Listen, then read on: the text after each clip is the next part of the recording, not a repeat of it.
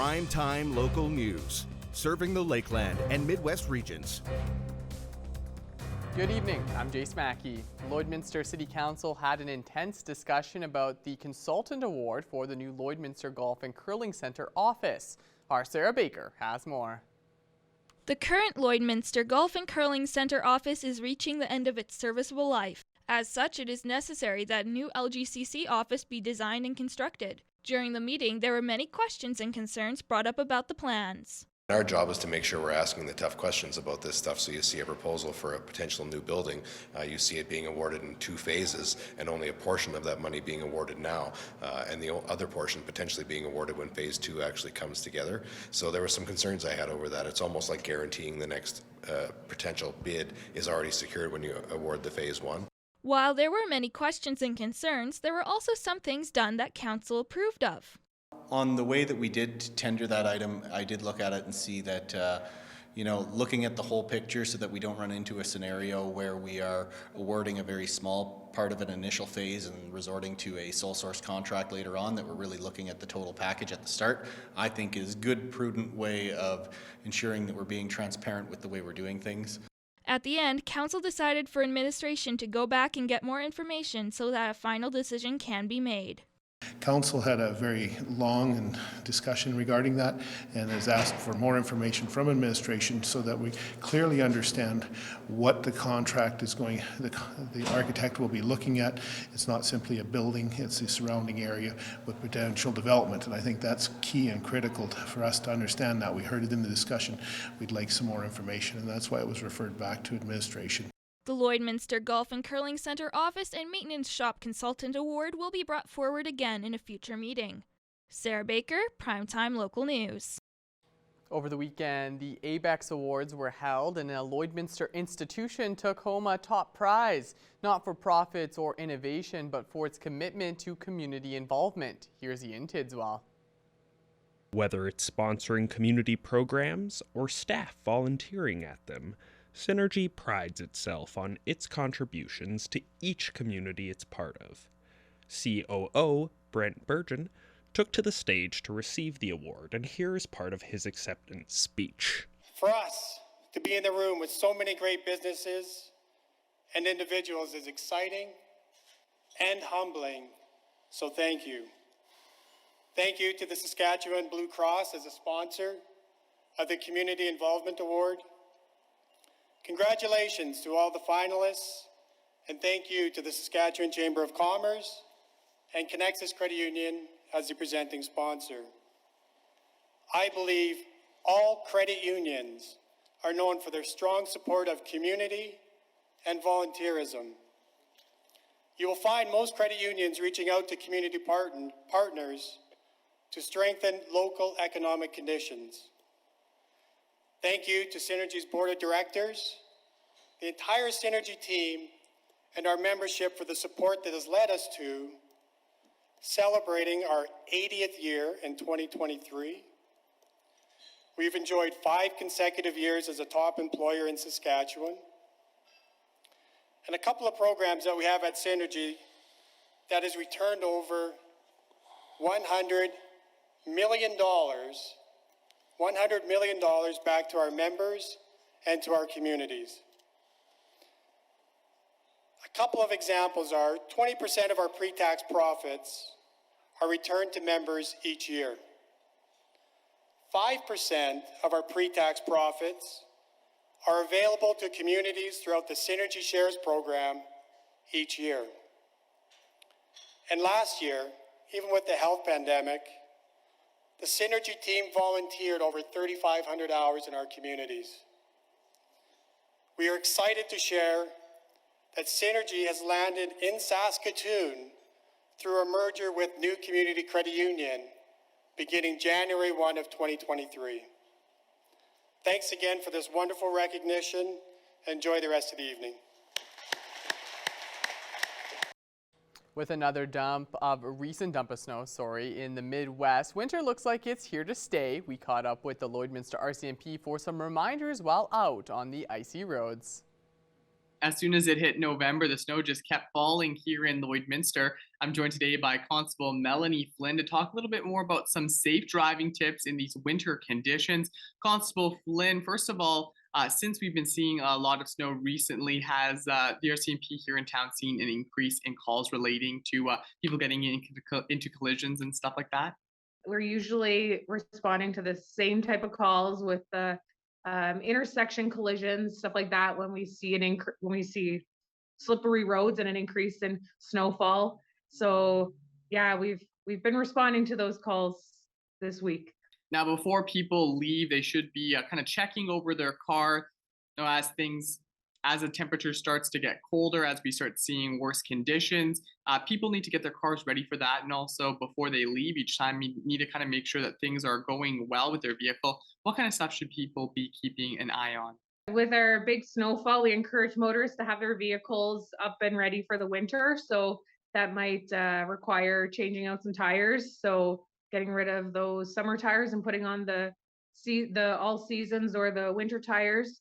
And just making sure if you are rocking like your old tires from last season, making sure the tire depth is good and there is good air pressure in your tires.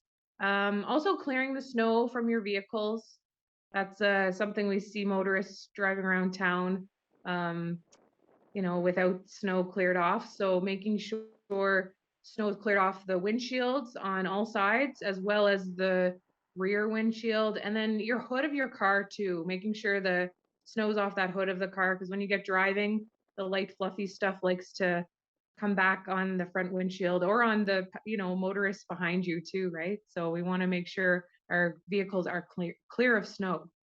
When it comes to that clearing snow, I know I've seen a lot of different people from time to time driving around with snow on the front, snow on some of those windshields.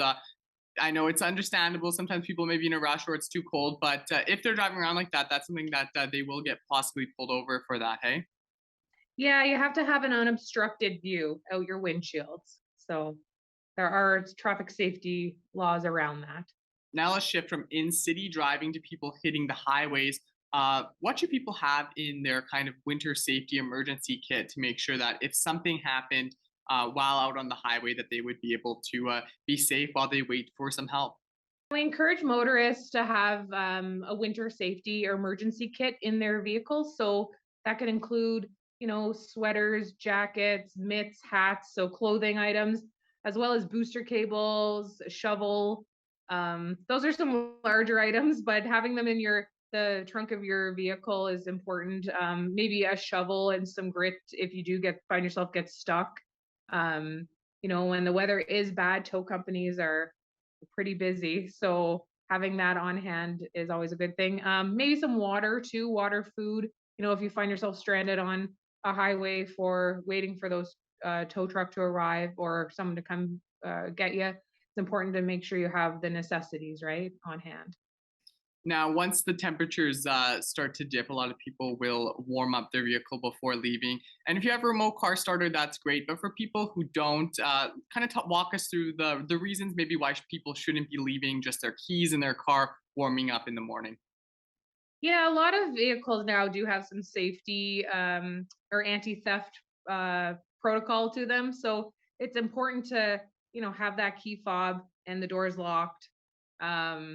Leaving a car obviously running and idling with the keys in it, you run the risk of opportunistic criminals who might see that and check some doors. And so we want to work on avoiding those opportunities, right? So not having keys in the ignition is important. So warming up vehicles, if you're warming up vehicles that are like that, stick with them, right? Stay with the vehicle while it's warming up. Is there anything else that you feel like is important that I didn't bring up or we didn't discuss yet? Just with the highways being like, we're in the prairie, so we have blustery conditions a lot. We encourage motorists to turn on their lights when they're driving. Even sometimes, late afternoon, it's starting to get dark earlier. Ensuring your lights are on your vehicles and maintaining that safe space between your vehicle and the vehicle in front of you. And if you can't see in front of that vehicle in front of you, avoid passing, right? You want to make sure if you are passing a vehicle, that you're able to see in front of them to make sure it's safe. So just maintaining those safe distance gaps, especially with blustery conditions, is really important and a good way to avoid a collision. All right, Constable Flynn, thank you so much for taking some time out of your day to talk with us once again. Yeah, thanks, Jace. Thanks for having me.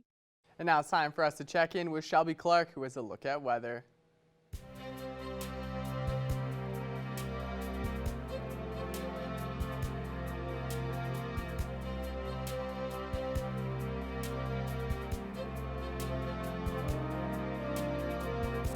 Thank you so much, Mr. Jace Mackey. It's really good that we were able to get some a good chat there with Constable Flynn to help get some driving safety tips out there, because I know it definitely is such a struggle for everybody to adjust to these harsher road conditions. Definitely coming out of that summer and fall time, it's a bit rough. So hopefully everybody is driving safe. But I'm glad we were able to help get that reminder out there. Now here in the border city, we are just sitting at -15, so definitely seeing those double digits continue on. Definitely seeing a cooler day with a mixture of some sun and cloud if you're outside at all. Today we saw a little bit more sun peeking behind those clouds, especially right off around 11 a.m. going a little bit into the afternoon. It is starting to get a little bit more cloudier now. With that wind chill, it does feel like -23, so definitely layer up if you are outside whatsoever for today, because winter season is finally here as we are starting to feel more of that wind chill.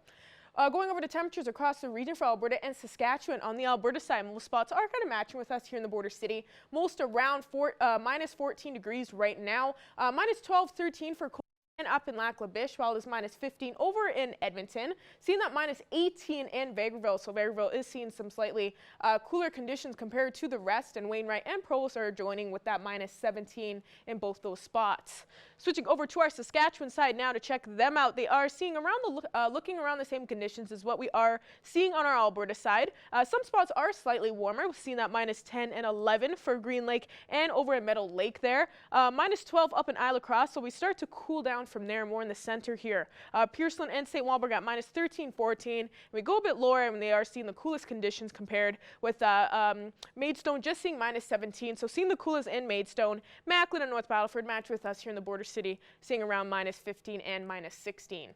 And for North Battleford overnight, going down to that low of -27. Definitely dropping for tonight for sure in most spots in our surrounding area. So North Battleford expecting almost -30 tonight and seeing a much colder night. So make sure you are plugging in your vehicles and make sure you got that furnace ready for tonight, because it's going to be much more cool.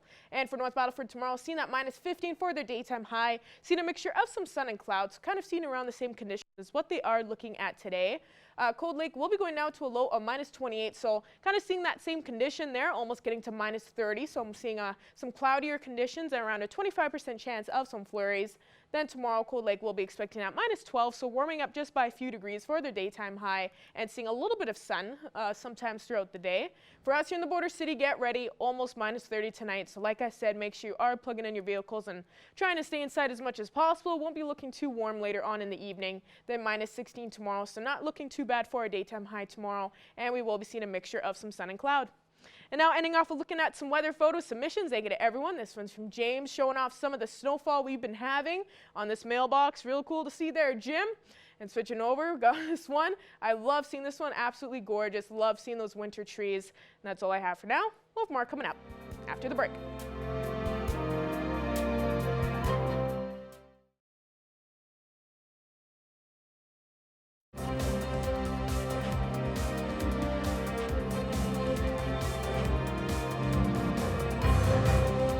November 6th through the 12th represents National Senior Safety Week, and our Shelby Clark spoke with the Canada Safety Council on how seniors can avoid online scammers. Joining us today for Primetime Local News is Lewis Smith with the Canada Safety Council. Thanks again so much for taking the time to speak with us today, Lewis. My pleasure, Shelby. Thanks for having me. Always a pleasure to have you on our show, Lewis, because we have a few topics this month for November that the Canada Safety Council is focusing on. So for today, for this week, we are focusing on National Senior Safety Week. Now, what is the council trying to focus on exactly? Well, this year our focus is specifically on scams and online scams in particular. Obviously, as over the past couple of years, the pandemic caused us all to have to adapt to a bit more of a digital way of life. using tools like Zoom, for instance, in ways that we wouldn't necessarily have used them prior to the pandemic. So for those of us who are a little bit more technologically savvy or tech literate, it was a bit less of a transition pain than those who may have been a little less tech literate, which often includes seniors. And so what we've seen here over the past couple of years is that the amount of scams from tech savvy people targeting non-tech savvy people has been alarmingly on the rise. So we thought it was important to call attention to that and to sort of give some safety tips to make sure that folks are not being victimized by online scams. And can you kind of expand on some of the statistics when it comes to how many cases there's been over maybe the past few years, especially with how the pandemic has affected this? Yeah, absolutely. So the statistics that we have come from the Canadian Anti-Fraud Centre. And I'll preface this by saying that our 2022 stats only go until July. We don't have the full picture of the year yet. Obviously, the year is not complete yet.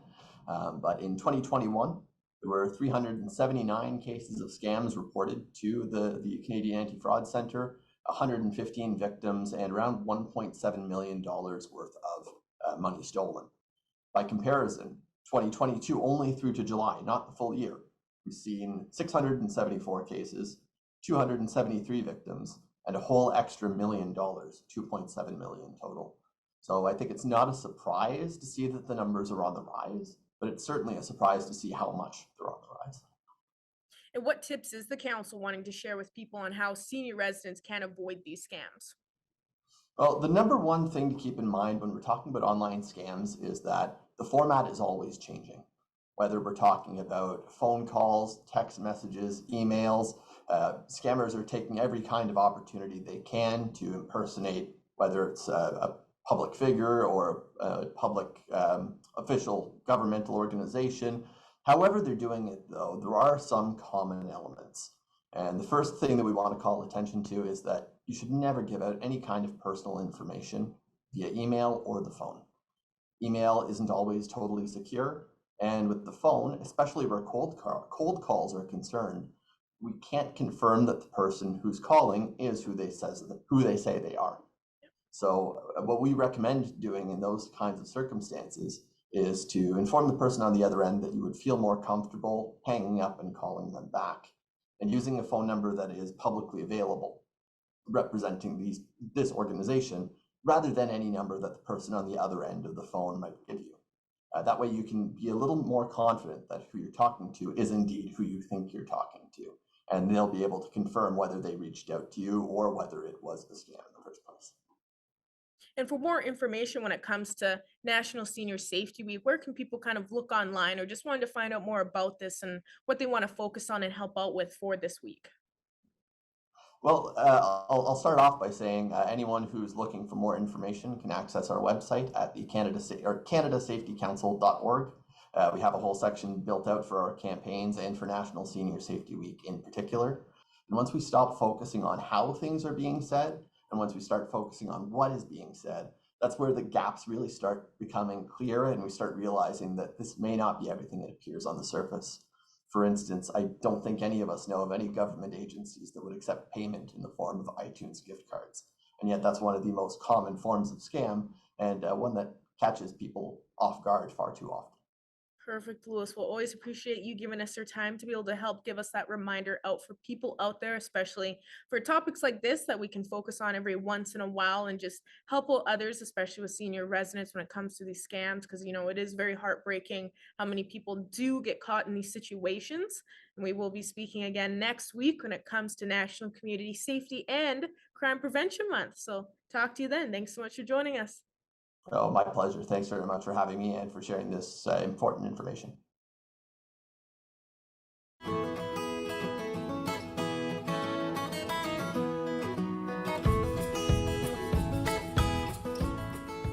I'm here at Border Paws Animal Shelter for another edition of Pet Project, and this week, you know, they were in the background last week, but this week they are in the spotlight. We have two bunnies to show off today, Dr. Dre and then Pepper. They are adorable. Tell me a little bit about their story and how they came to be here. So Pepper over here, she's about 2 years old, and she actually was just, I think, found running around, I believe, around town, still in the summertime, so she's been here for quite some time now, I think since August. Yeah, no, she's pretty friendly. I mean, she's your typical bunny, a little standoffish at first, but bunnies kind of come to you when they want attention, right? They're very independent animals. And then we got little Dr. Dre here. He came in with his, I'm assuming one of his siblings, Eminem, and Eminem got adopted because they weren't really a bonded pair. They didn't really like each other. So yeah, Dr. Dre's about a year old, and yeah, he's a male neutered, and then Pepper over here, she's spayed already too, so. Now we can't confirm, but I have a bunny that looks identical to both of them, and she's a Netherland dwarf bunny, so she is a little bit smaller than your average house bunny. Are you seeing that same kind of trend with these two? Yeah, I'm kind of, we'll go with that. I'm thinking that's probably about right, so Yes. not 100% sure, but no, they definitely look like them, so. Yeah, and I know their personality a little bit, just personal experience. They do like coming to you first. Yes. You know, they don't like being held unless it's their choice. So they will definitely come and just give them some head scratches and they'll fall in love and they'll start kind of purring almost, it sounds like, but they're grinding their teeth. That's a sign that they're really enjoying what's going on. So I think bunnies are a fantastic pet. They can be a little bit messy, but that's the same with all pets. Exactly. It's just a little more sweeping each day, you know. So, Yes. but yeah, no, they make wonderful pets. I had one for many years, and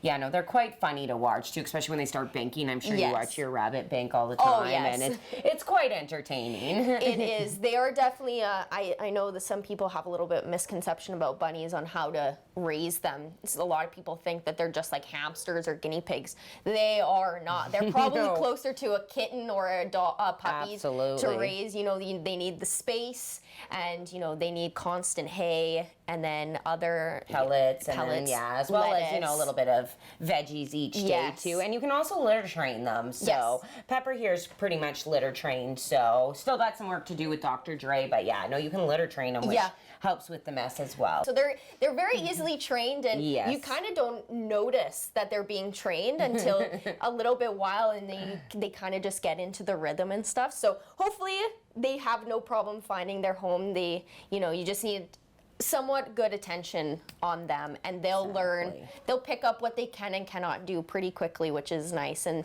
they're just so cute watching them bathe themselves. And they really are. Definitely worth the work that goes into raising bunnies. They make great companions. So, and they usually get along too with other animals. Like I had a rabbit and he was great with my cats as well as my dog. So yeah, and at first they're a little skittish, but I've noticed that with mine, she was very skittish at the beginning, but now we'll walk around, stomp, make loud noises, and we'll look back and she's just laying there. She probably owns the house now. Yes, definitely. They're fantastic pets once they kind of get used to their environment and get used to their surroundings and the people around them and the different noises and stuff. So it shouldn't be an issue. Hopefully they'll find their forever home very, very soon. Now you have an adoption event coming up this Saturday. Tell me a little bit about that. So yeah, we have an adoption event at PetSmart. So we're going to have some puppies as well as some older cats and some kittens. It's going to run from 10 to 5.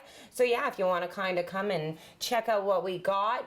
If you also are interested in coming, I suggest filling out your application online ahead of time, because if you fill it out ahead of time, we can do same-day adoptions. We usually don't do same-day adoptions, but if we already have the application, we can go ahead with that. If not, we can fill out an application and you can most likely pick up your new animal on Monday. And there's both cats and dogs going You bet. there. We've got a few puppies coming, and then yeah, some kittens, as well as some of our longer residents. We'd like to bring them and hopefully be able to find them their forever home. And then obviously your carnival is also coming up in a couple of weeks on the 26th. tell me a little bit about, give a little update on what people can expect from it. So yeah, no, it's coming along nicely. So we've got tons of games. We're gonna have like tossing games, guess how many cat treats are in a bucket, those kind of things too. So yeah, we're gonna have a winter carnival, so we'll have some winter themed games in there as well as a lot of animal themes. And then we've got some vendors coming. We're still looking for vendors, so if any vendors, it is free. So if you are interested, you can just either call the shelter or email events@borderpaws.ca. And you get your table for free. If you want to give a donation afterwards, we appreciate it. But yeah, we're gonna have lots of vendors, a lot of animal vendors too, people who make like homemade dog treats, homemade collars, all that kind of stuff. So it'll be a lot of fun. And it is coming up eventually, but your jail and bail, people Yes. know about it. It happens every year. Yes. And it's back once again this year, kind of a little bit back to normal after, COVID and so this stuff. will be the first year since, COVID, we've been able to do it in person, which is really nice. So we're going to have it on December 9th. It's going to run from 7 to 7.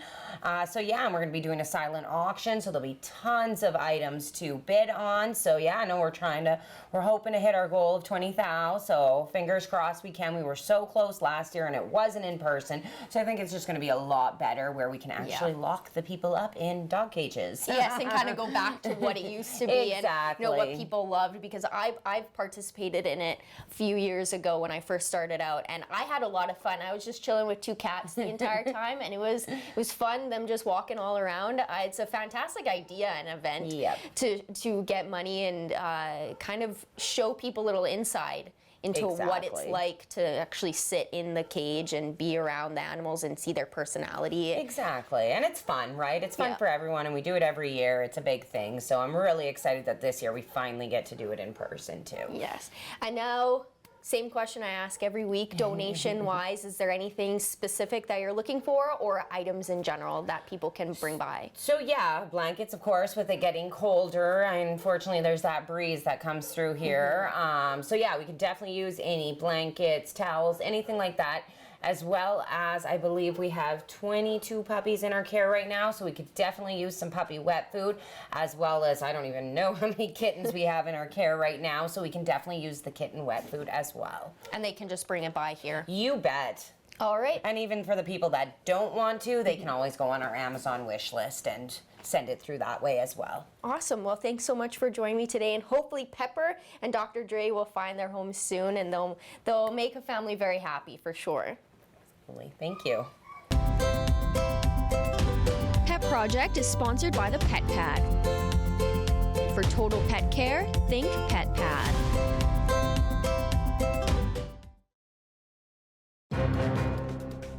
Furniture set and design supplied by Furniture Gallery and Furniture House, downtown Lloydminster.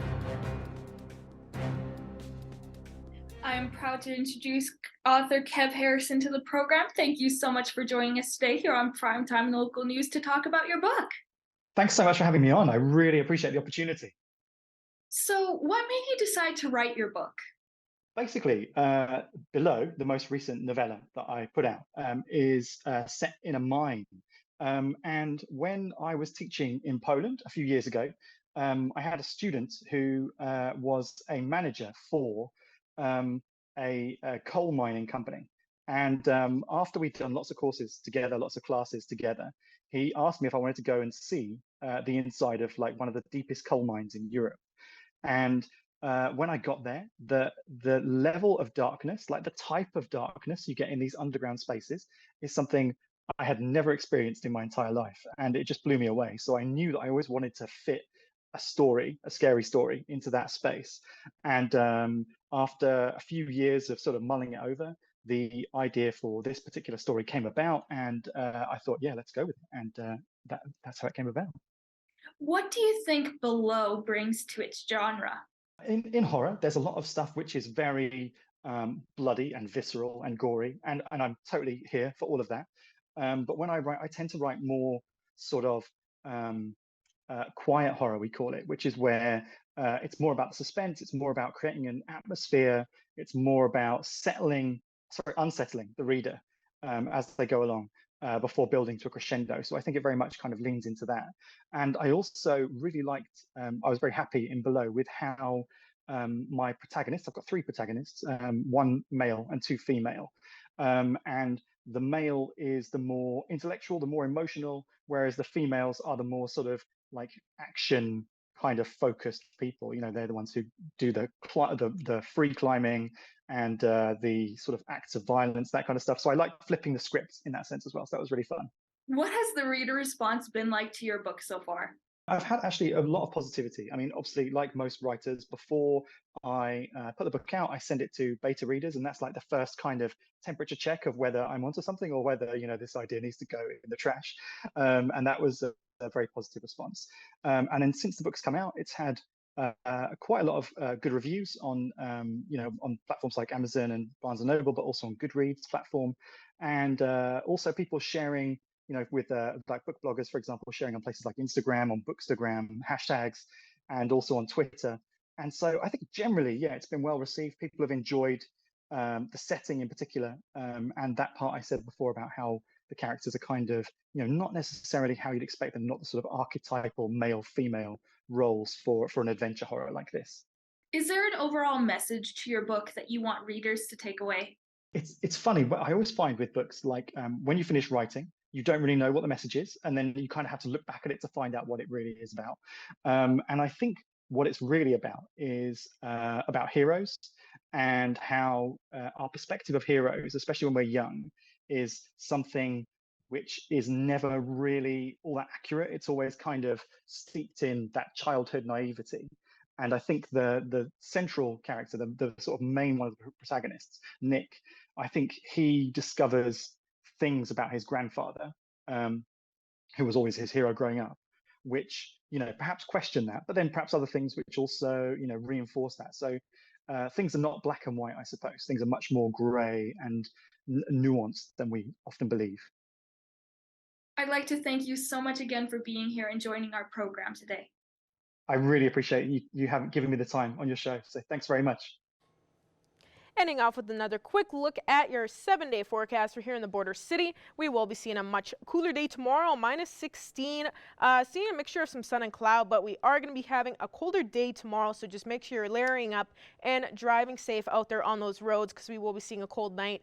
Thursday, Friday, warming up slightly with -13, -11. Heading into the weekend, and we are seeing those single digits for Saturday, Sunday, -5 and -8. So almost getting back to that summer temperatures. I'm just joking. Then next week, we will be seeing -6 next Monday and even reaching -1 next Tuesday. Thanks for that, Shelby. Don't think it's quite summer, but it'll be a little better than what we're experiencing so far this week. Thank you all so much for joining us for Primetime Local News. We'll see you again tomorrow.